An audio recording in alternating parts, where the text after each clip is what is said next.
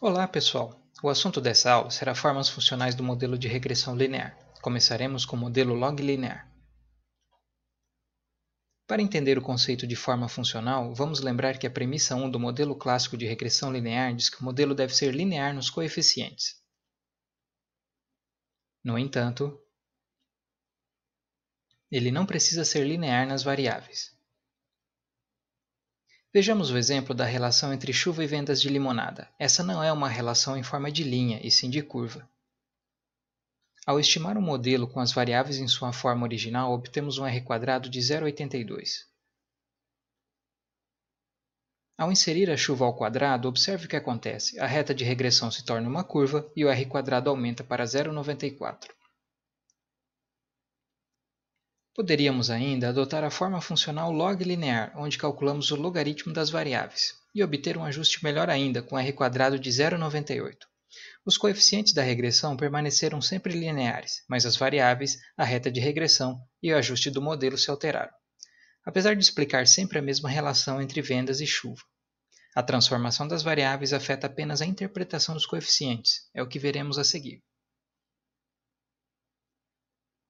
Para essa aula, utilizaremos dados de 2005 para os 50 estados americanos mais o distrito de Washington.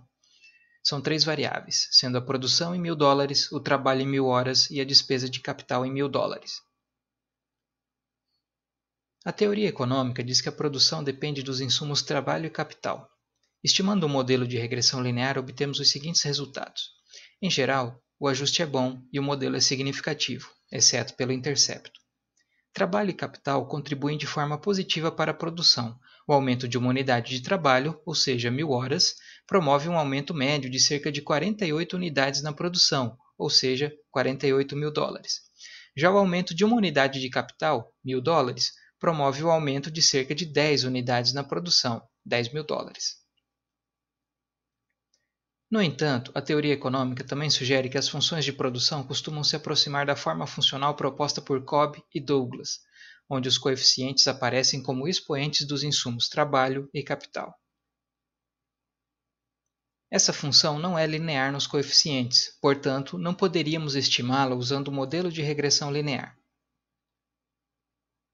No entanto, podemos aplicar o logaritmo na função e torná-la linear. Nesse caso, apenas as variáveis aparecem em logaritmo, como no exemplo de vendas de limonada e chuva. Essa forma funcional, onde a variável dependente e também as variáveis explicativas estão em logaritmo, é conhecido como modelo log linear, log-log, duplo log ou modelo de elasticidade constante, uma vez que agora os coeficientes podem ser interpretados como elasticidade. Ao calcular os logaritmos da produção, do trabalho e do capital e estimar a regressão, obtemos os seguintes resultados. O modelo é significativo em termos gerais. O coeficiente da variável ln trabalho indica que o aumento de 1% no trabalho eleva em média a produção em 0,47%. Já o coeficiente da variável ln capital indica que aumentar a despesa de capital em 1% provoca um acréscimo médio de 0,52% na produção. A função Cobb-Douglas e o modelo log linear permitem ainda testar o tipo de retorno à escala da função de produção, outro aspecto da teoria econômica. Se a soma dos coeficientes de ln trabalho e ln capital for igual a 1, então a função apresenta retornos constantes de escala. Em outras palavras, o aumento de 1% nos insumos eleva em 1% a produção. Se a soma for menor que 1, então caracterizam-se os retornos decrescentes de escala. Nesse caso, o aumento de 1% nos insumos provoca um aumento menor que 1% na produção, e se a soma for maior que 1, tem-se retornos crescentes de escala, ou seja, o aumento de 1% nos insumos eleva a produção em mais de 1%. Em nosso exemplo, a soma é de 0,99, evidência de retornos constantes de escala.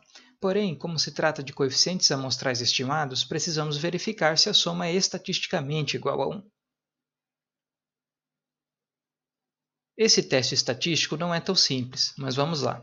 Se suspeitamos que a soma dos coeficientes é igual a 1, então podemos gerar uma restrição linear como B2 é igual a 1 menos B3, substituir na função de produção e testar se a relação é válida a partir de um teste F, chamado teste F restrito. O teste resultou em um F de 0,142, com uma probabilidade de 0,29, ou seja, é muito provável que outras amostras gerem 1 como soma dos coeficientes de trabalho e capital, portanto a restrição é válida e o modelo apresenta retornos de escala constantes.